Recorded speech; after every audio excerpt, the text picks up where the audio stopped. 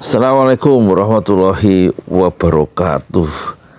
Ini kerjasama dengan Alibaba Tiongkok ini betul-betul mencemaskan kita semua ya. Ini ada tulisan lengkap ya. Roy Suryo bongkar janggalnya Sirekap, sorot kerjasama ITB hingga cloud asing Alibaba. Kemis ya di tribunkaltim.co, Kemis 14 Maret 2024 jam 15.07 WIB. Editornya Rafan Arif Dwinanto. Ini ada gambar siapa? Roy Suryo, mantan Menpora Roy Suryo. Tulisan lengkap: Roy Suryo bongkar janggalnya Sirekap, sorot kerjasama ITB hingga cloud asing Alibaba. Cloud asing itu maksudnya Tiongkok itu loh. Ini kita lihat halaman pertamanya dulu ya. Mana sini halaman pertama ini? Jadi ini kita sayangkan bisa ambiar ini pemilu ini, tulisannya Roy Suryo nih. Ya, kata dia gini. Pakar telematika itu Roy Suryo terus menyorot deretan kejanggalan sistem informasi rekapitulasi atau Sirekap milik KPU. KPU itu Komisi Pemilihan Umum ya. Mulai dari kerjasama pembuatan dengan ITB itu Institut Teknologi Bandung, hingga cloud milik asing Aliyun Computing Limited Alibaba. Sebelumnya Roy Suryo juga melaporkan deretan kejanggalan Sirekap yang berhasil dibongkarnya ke Bareskrim Polri. Waduh, ini bisa masuk penjara ini kalau terbukti ada kejahatan di KPU ya. Siapa ya orang-orang KPU itu? Siapa termasuk Hasyim Asy'ari yang udah kena 2 kali sidang etik ya. Dulu soal perempuan, yang terus terakhir soal apa itu? Ya menerima itu pendaftaran Gibran yang belum cukup umur 40 tahun. Namun oleh Bareskrim Roy Suryo diarahkan untuk melapor ke Bawaslu. Loh. Terbaru Roy Suryo membuat tulisan detail mengenai sederet masalah di Sirekap. Bagus juga itu tulisannya ya, kalau memang dia detail dan langsung diungkap ya ke publik. Takutnya Roy Suryo ada apa-apa tuh tentu mati gitu, dibunuh sama orang-orang yang jahat, kita nggak tahu ya. Tulisan tersebut diberinya judul Sirekap terbongkar, pemilu bisa ambiar. Wah, ini serius loh ini. Simak tulisan lengkap Roy Suryo terkait Sirekap. Ini saya bacakan, jadi yang lain nggak usah baca sendiri, tinggal dengerin ocehan saya ya. Jadi kita bikin metode baru ya, pendekatan baru, baca ya. Jadi pakai 2 device. Ini saya baca di HP satu, yang satu di HP yang untuk diupload dengan ada waktunya. Sekarang jam 7:20, terus ada ini brandnya Pesantren Jolali ya.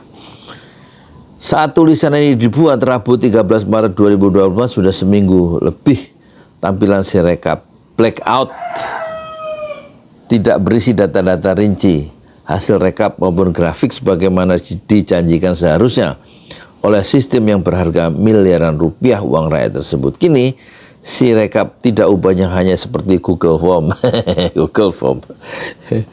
yang biasanya hanya menampilkan data pasif berupa foto hasil capture hasil yang diunggah oleh para KPPS ke situs KPU saja. Memalukan ya, memalukan. Bahkan ini kata Suryo ya, memalukan, bahkan sangat amat memalukan. Kenapa? Karena seharusnya situs IT KPU yang menjadi kebanggaan nasional berbiaya mahal tersebut seharusnya bisa menampilkan kecanggihan teknologi karya anak bangsa. Apalagi disebut buah karya kampus yang menjadi kebangsaan teknologi Indonesia, tempat Presiden pertama RI Bung Karno pernah mengenyam pendidikan di sana.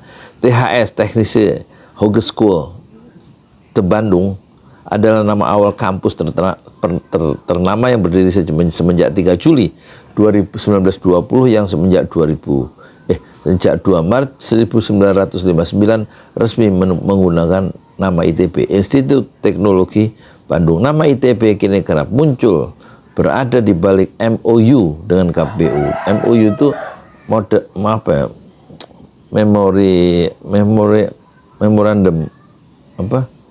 Memorandum of Understanding ya dengan KPU. Memang tidak salah, MOU Sirekap ditekan 2,5 tahun yang lalu tanggal 1 Oktober 2021 antara Rektor ITB Profesor Insinyur RW PhD. RW-nya itu siapa? Dan Komisioner KPU saat itu IS.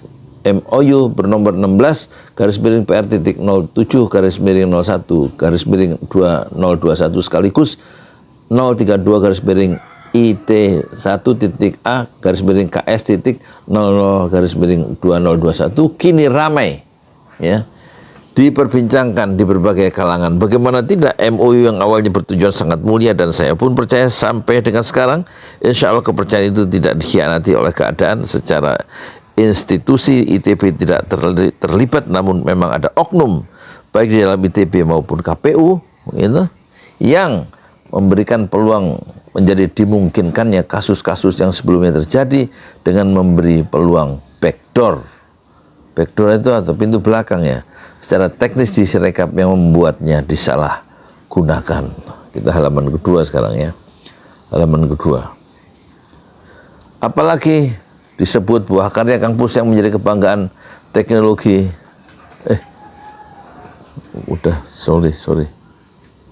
Terus saya tidak perlu lagi mengulang di sini berapa banyaknya kebodohan garis miring kekonyolan yang sudah terjadi di Sirekap selama ini, mulai dari OCR Optical Character Recognizer dan OMR Optical Mark Reader yang bisa dibuat salah baca hingga menambah angka secara otomatis yang bisa dibuat salah baca hingga menambah angka secara otomatis dengan auto algoritma.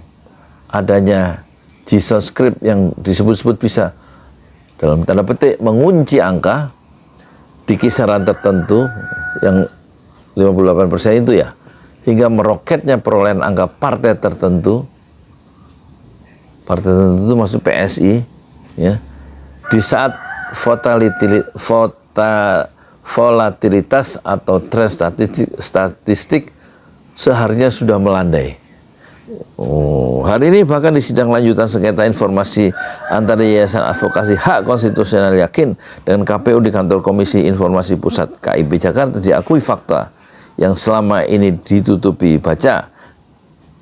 2 kebohongan publik telah terjadi, yakni adanya kontrak ya, pengadaan yang dilakukan KPU dengan Alibaba. Baru bongkar tuh kemarin dari Rebu gitu.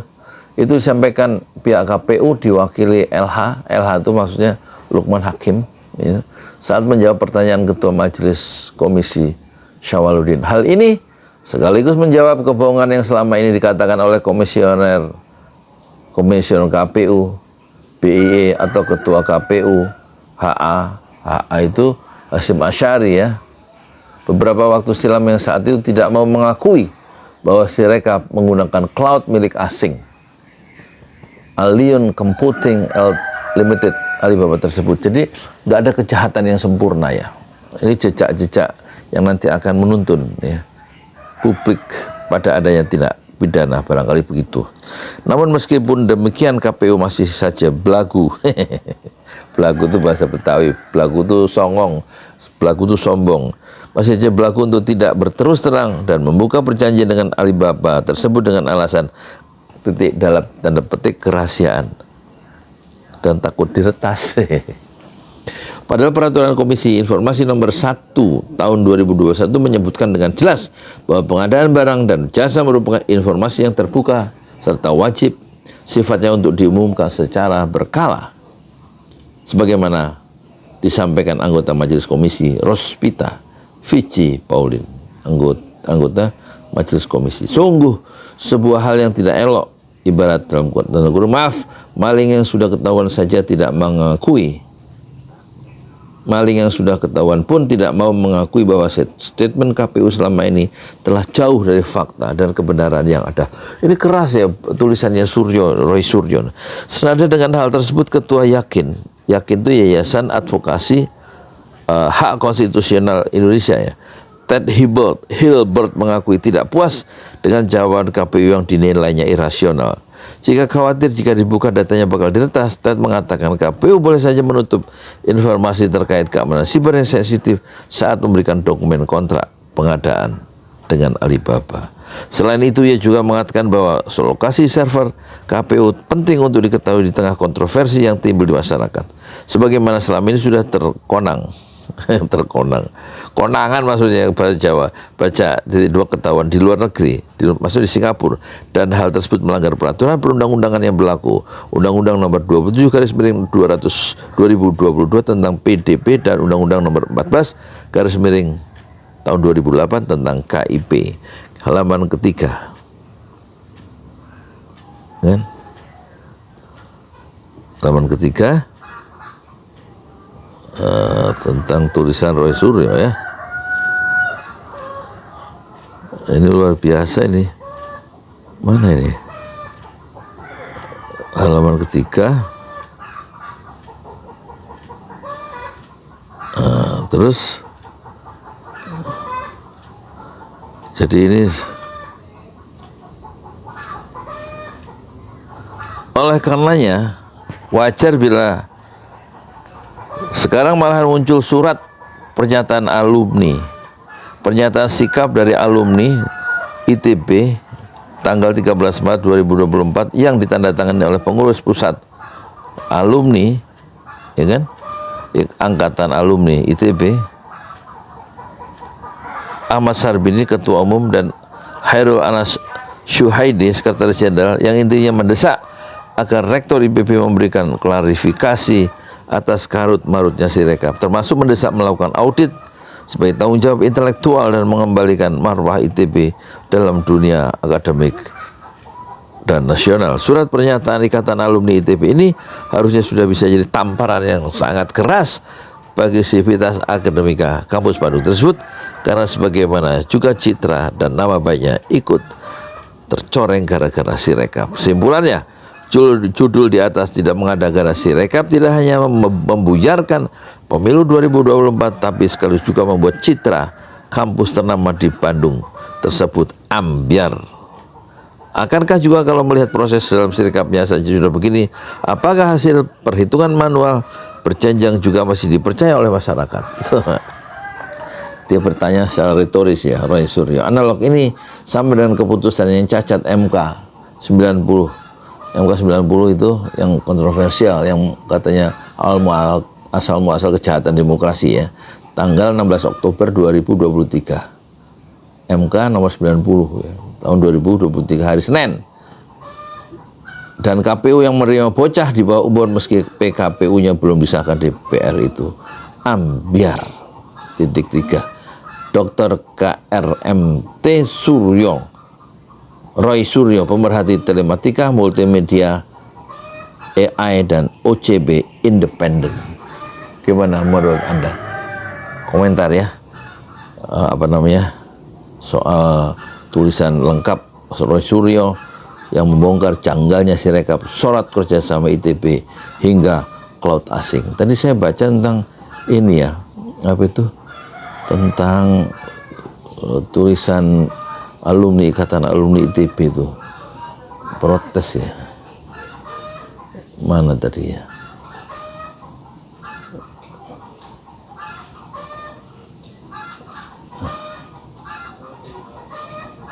Mahfud bongkar server Sirekap pindah sampai 10 kali. Bandingkan dengan kejanggalan Ferry Suryo. Mahfud bongkar server Sirekap pindah sampai 10 kali. Mahfud dari mana taunya ini? Ya kan? Ini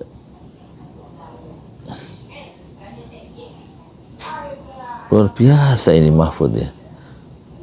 Dia selalu jadi jadi semacam toa ya, berkeras suara yang tadinya kecil di tangan Mahfud atau keluar dari celah-celah Mahfud itu menjadi apa namanya, menjadi bergaung ya.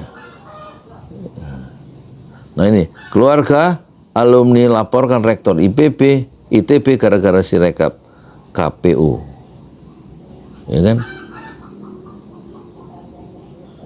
Atau kita nanti bikin video lagi ya, dulu kepanjangan udah 15 menit. Kamu gimana menurut Anda ini soal kekacauan ya, dari sistem IT kita dalam rekapitulasi hasil pemilihan umum yang rupanya diintervensi ya mau nggak mau diintervensi oleh Tiongkok ya. Tentu Alibaba sebagai perusahaan yang dimiliki oleh orang Cina dan itu sangat terkenal, didirikan oleh Jack Ma, Alibaba, tentu dia harus bisa diakses oleh pemerintah Tiongkok ya. Itulah kita ambiar pemilu kita. Assalamualaikum warahmatullahi wabarakatuh. Di jalan Allah. Ini Masjid Enam Syuhada lagi dikunjungi sama Ketua Hilmi. Modal awalnya berapa Pak Yudi Pramuko? 750.000 Rp750.000 aja. Jadi ini 500 jutaan nih barang. Sekarang udah habis 310. Masya Allah, tuh udah pakai keramik, laponnya tinggal. Granit tuh kayak marmer. Tuh, Masya Allah nih, sampai juga kita ke sini. Masjid Enam Syuhada, ngapa namanya Masjid Enam Syuhada Ya, Pak Yudi? kita mau mendokumentasikan perjuangan dakwah nama anak muda pengawal Habib Rizik Syihab itu. Masya Allah. Yang dibunuh sama orang jahat di kilometer 50. Kilometer 50 ya. Itu kan simbol memperjuangkan dakwah itu kita harus memberikan segalanya untuk Islam kan ya, untuk Masya dakwah Islam. Allah. Dan nama anak muda itulah yang sudah memberikan segalanya untuk Islam. Masya Allah. Apa nanti nama pemuda itu ada juga di sini mungkin diterahkan? Mungkin namanya 6 syuhada. 6 syuhada ya. itu, 6 syuhada dipasang di sini, 6 syuhada. Bip Ali, apa yang dikomentarin dari ini semua, Bip Ali? Masya Allah, luar biasa. Dari uang 700.000, kalau pengen ternyata bisa. Bisa. Allah kirim. Tuh, bisa. Ya, dengan Masya. masuk satu gang kecil, tapi Bapak ini luar biasa. Kecil tuh. Oh, Masya Allah ya. Satu call aja. Masya Allah. Perjuangan Pak Yudi Pramuko, YouTuber sejagat paling tua. Tertua di semesta. Tertua di semesta. Masya Allah.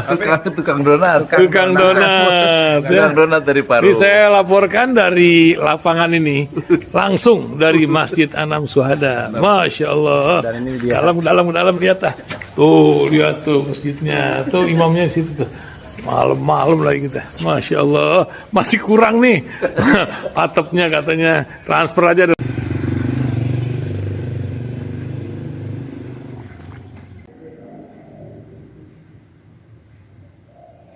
2 Agustus 2021 hari Senin di atas tanah wakaf 120 meter dimulai pembangunan 6 syuhada,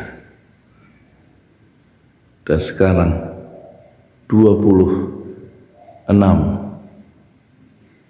Januari 2024.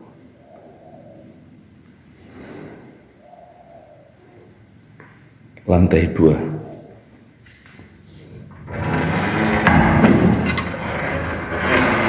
Sudah berdiri. Tinggal finishing mungkin 20% lagi. Lantai belum digranit. Atap juga belum diberikan atapnya, langit-langit masih memerlukan granit sekitar 150 dus untuk lantai dan tiang-tiang, dan juga GRC. Kita terkenang pada ucapan Rasulullah, man bana masjidan lillah, siapa yang bangun masjid lillah karena Allah, banallahu lahu fil jannah mislah, maka Allah membangunkan sebuah rumah di surga. Hadis riwayat Muslim. Inilah karya besar dari 200 donatur di Indonesia dan di 5 benua Masjid 6 Syuhada.